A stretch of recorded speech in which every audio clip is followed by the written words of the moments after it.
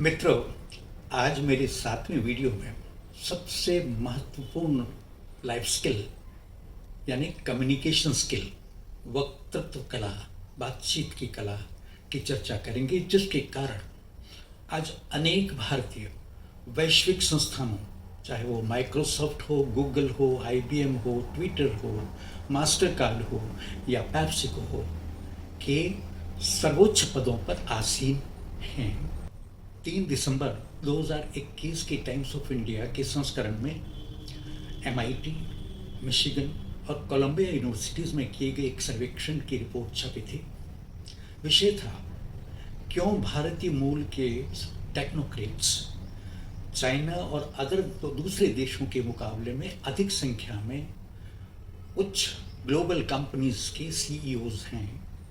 और इस अध्ययन का निष्कर्ष यह था कि इसका मुख्य कारण भारतीयों की असर्टिव कम्युनिकेशन स्किल है, जिसका मतलब है अपनी बात को बहुत सरल, स्पष्ट, प्रभावी ढंग से, निर्भीकतापूर्वक, ईमानदारी के साथ रखना। नवंबर 2021 में ही पराग अग्रवाल को जब ट्विटर का CEO नियुक्त किया गया, तो आउटगोइंग CEO जैक डॉर्से ने एक बात पराग के बारे में कही थी कि वो अपने हृदय और आत्मा के साथ अपने प्रभावपूर्ण संप्रेषण कला, कम्युनिकेशन स्किल से अपनी टीम का नेतृत्व करते हैं। जैक ने पराग की उच्च शैक्षणिक योग्यता, उसका तकनीकी ज्ञान, उसके अनुभव की चर्चा नहीं की। यदि इतिहास के पन्नों पर नजर डाली जाए तो कई नाम स्मृति पटल पर अंकित हो जाते हैं, जो अन्य गुणों के साथ साथ अपने वाक्चातुर्य, वक्तृत्व क्षमता, कम्युनिकेशन स्किल के कारण अमर हो गए। वे चाहे मुल्ला नसरुद्दीन, तेनालीराम या बीरबल हों, Lincoln, Vivekananda, Subhash, Martin Luther King या डिज़रायली हों, या भारतीय संसद के लोहिया जी, हिरेन मुखर्जी, नाथपाई, वाजपेयी जी या सुषमा जी हों, सभी वाक कौशल्य के बल पर अपनी अमिट छाप छोड़ गए। किसी विषय का ज्ञान होना एक बात है, और उसे कब, कहाँ, कैसे, किन लोगों तक पहुँचाना है, ये दूसरी बात है। एक प्रोफेसर क्वेल्च की कहानी याद आती है कि जिसको संसार के हर विषय का पूर्ण ज्ञान था, लेकिन अंत में उसे काम मिला आर्मी के रसोई घर में, क्योंकि उनके पास अपने ज्ञान का कहाँ कैसे उपयोग करना, उनकी कम्युनिकेशन स्किल सशक्त नहीं थी। प्राचीन भारत का बहुत समृद्ध ज्ञान हर विषय का प्रायः लुप्त हो गया, या विदेशियों ने इसे चोरी छुपे लेकर अपने नाम से प्रसारित कर दिया, जिसका मुख्य कारण ये था कि हमारे ऋषि मुनि या तो स्वार्थवश या अपनी संप्रेषण कला में कमजोरी के कारण उसे अगली पीढ़ियों तक पहुंचा नहीं पाए। कम्युनिकेशन कैसा हो? उत्तर है किस, KISS, keep it short and simple. कहाँ, कब, कैसे, क्या बोलना है, यह निर्भर करेगा कि वार्तालाप इंट्रापर्सनल है यानी अपने आप से है, या इंटरपर्सनल है, दूसरों के साथ है, ग्रुप में है या पब्लिक स्पीकिंग है, और उसी के अनुरूप भाव, भाषा, शैली का निर्णय करना पड़ेगा।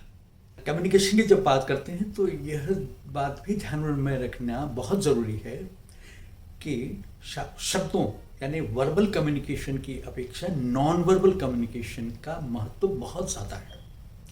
कोलंबिया यूनिवर्सिटी के एक प्रोफेसर मेहरबिन ने तो यहाँ तक कहा है कि हमारी वार्तालाप में शब्दों का महत्व केवल 7%, 7% है, जबकि वॉइस इन्फ्लेक्शंस यानी पैरालिंगुअल्स, जिसके अंतर्गत उच्चारण, pronunciation, accent, voice modulation, speed, volume, intonation, stress आदि चीज़ें आती हैं, का महत्व 38% है, जबकि शेष 55% महत्व है हमारी बॉडी लैंग्वेज यानी नॉन वर्बल कम्युनिकेशन, जिसके अंतर्गत 4 बातें आती हैं। पहली है काइनेसिक्स यानी हमारे शरीर के हाव भाव, चेहरे के एक्सप्रेशंस, जेस्चर्स एंड एक्सप्रेशंस, हमारी पोजीशन बैठने की या खड़े रहने की, बोलने की, हाथ पैर के मोमेंट्स आदि सब चीज़ें आती हैं।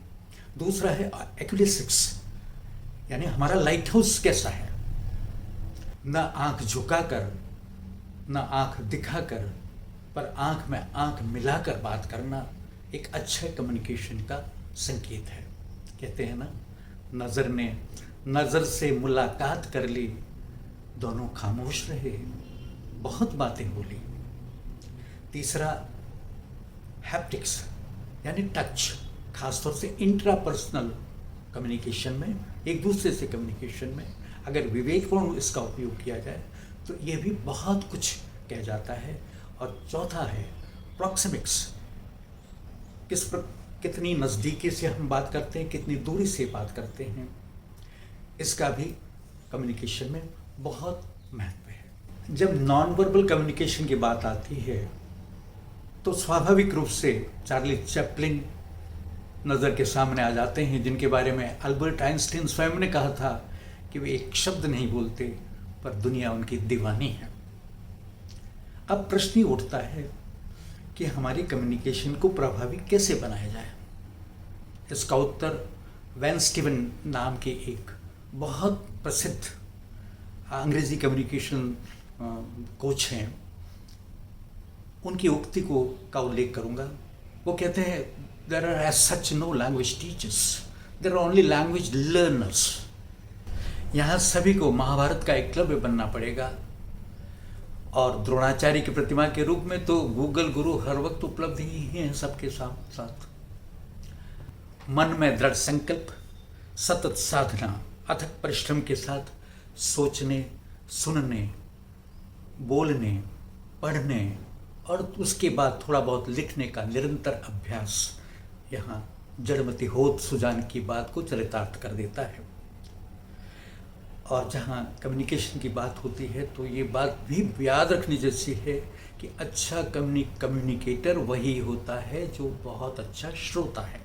यहाँ यह भी याद रखना पड़ेगा कि हमारे व्यवहारिक जीवन में लिखने का उपयोग केवल 9% ही होता है, जबकि सुनने, बोलने व पढ़ने का प्रयोग क्रमशः 45%, 45%, 36% और 16% होता है।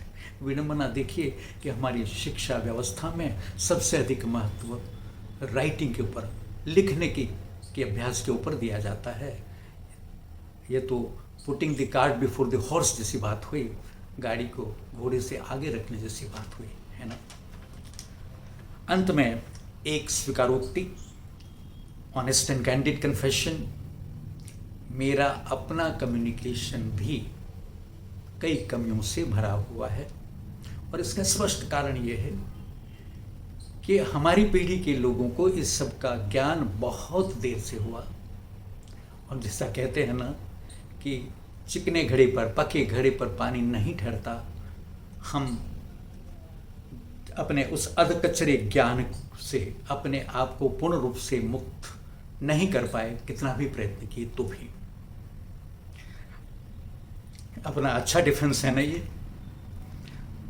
क्षमा करेंगे, पर यह भी तो एक कम्युनिकेशन स्किल ही है ना। अस्तु, आभार, प्रणाम।